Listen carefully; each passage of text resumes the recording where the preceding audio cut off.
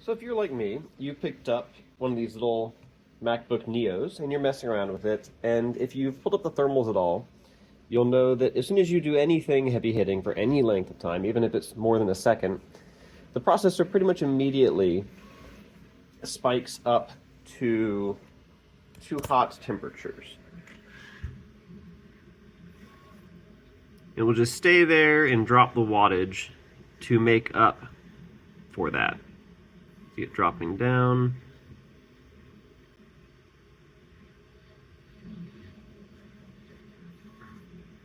And it will keep going down until you get to around 9-ish watts.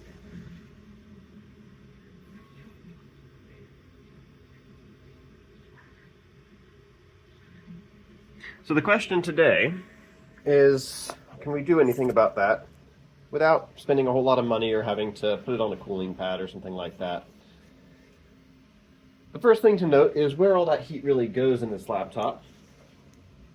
And we'll open it up soon and take a look. But for the most part, if you just flip it onto its side, pull out the thermal camera that I'm sure everybody has lying around, you can pretty quickly see that it all concentrates in one spot.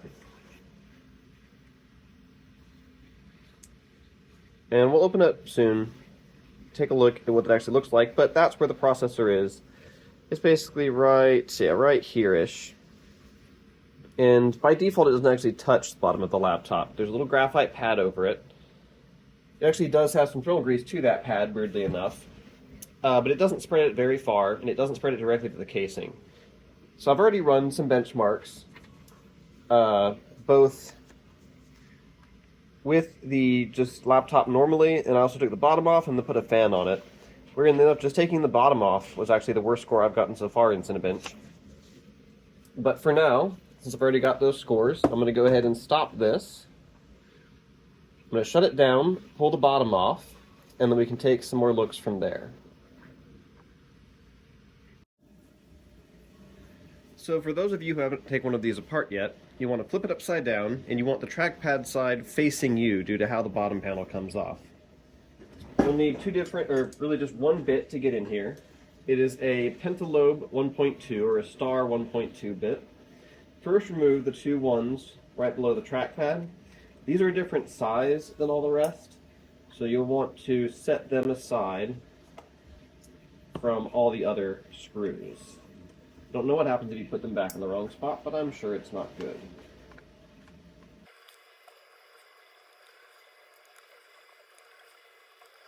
Just to give you a quick look, you can see the two different size screws, how the ones under the trackpad have a much larger shoulder than the rest of them. So make sure you keep those separate. And now, the part that I've seen everybody do wrong is taking off this bottom panel. You don't want to pull directly up, you can actually bend it pretty easily. You want to put your thumbs right here in front of these feet and just push backwards. And it will slide back. There we go. You can actually see these weird little clips here. So while you can pull it directly off, it's meant to be slid towards the back, and then it will come off with no effort whatsoever. So we'll set that aside. And now you can see our thermal solution here. There may even be some residual heat in there. Not really. But I will quickly power it back on and show you how that actually spreads out the heat.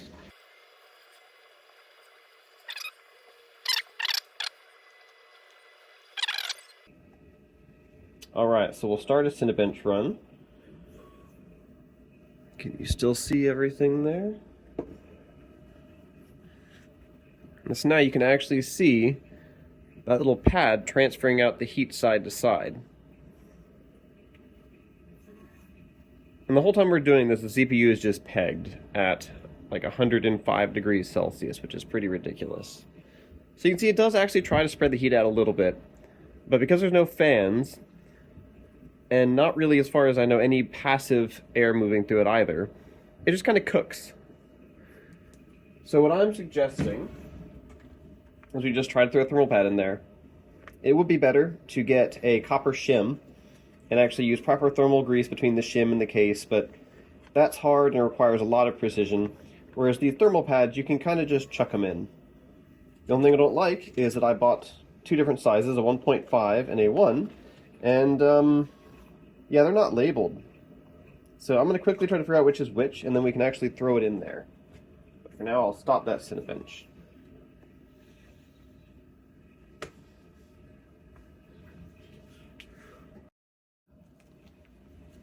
I have figured it out. They tucked it right there under the UPC sticker for some reason. So this is the 1mm. This is what I think we'll need. So we should be able to just open it up. You know what? I'm going to get gloves. All right, now that I've got gloves, we can open this up.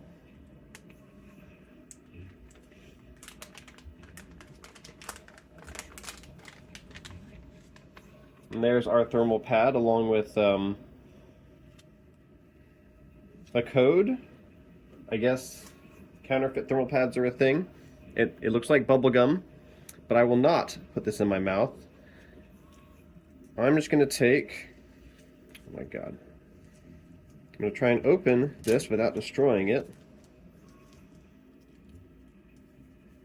Pull out my thermal pad, which appears to have a protective film on it.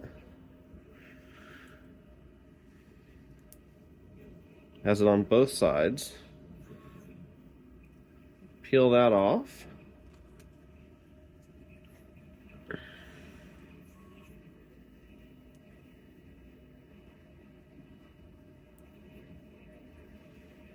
If this works, or if it doesn't, I guess, I'll have a link down in the video description. If it doesn't work, I don't know why you'd buy it, but I will have it there.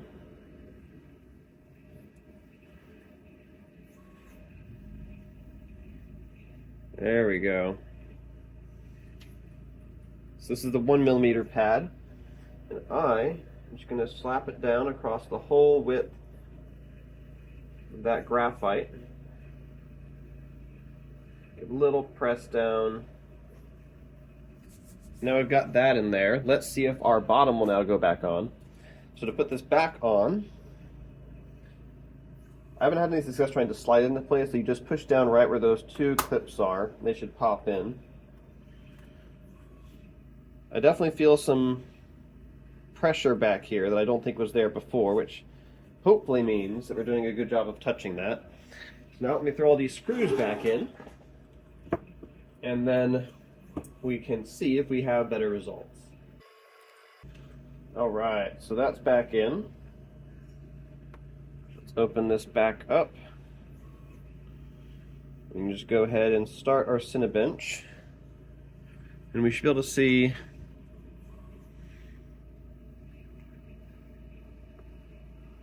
come on.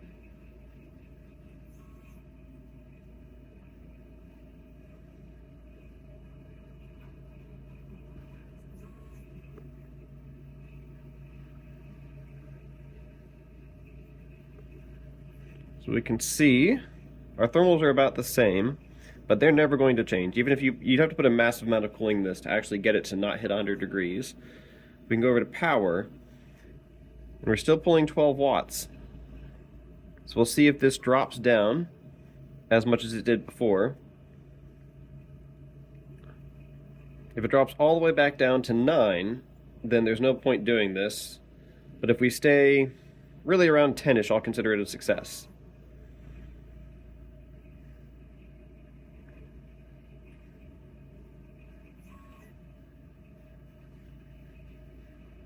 Oh wow, it's doing better than I expected. Let's let that run. We can take a look at the bottom really quick while that's running. So we've got a lot more heat on the bottom now, which may be a bad thing for some people. But I don't really mind. We're still staying around 10 watts. 11, wow. So the question now is, will this actually transform into any extra performance? So I'm going to let this Cinebench run, and I will get back to you soon with the actual score. And just like that, she's done running. And what do we got? We got 17 0.05 points. So that is a significant step up from the 1556 that I was able to get just in the normal mode, and it's even better than having the bottom off with a fan blowing on it. It never dropped below 10 watts. It does still thermal throttle, but that's unavoidable when you're not going to have any active cooling. Yeah, the link will be down in the description if you want to grab that thermal pad. I think it's $8 with free shipping when you have Prime, which is kind of unbelievable with the cost of shipping these days. Let me know how it works out for you. If you have any trouble, I'll let you know if I ever burn my lap. It really doesn't get that hot. Certainly never above anything I'd consider uncomfortable. Good luck out there. Yeah, let me know how it works.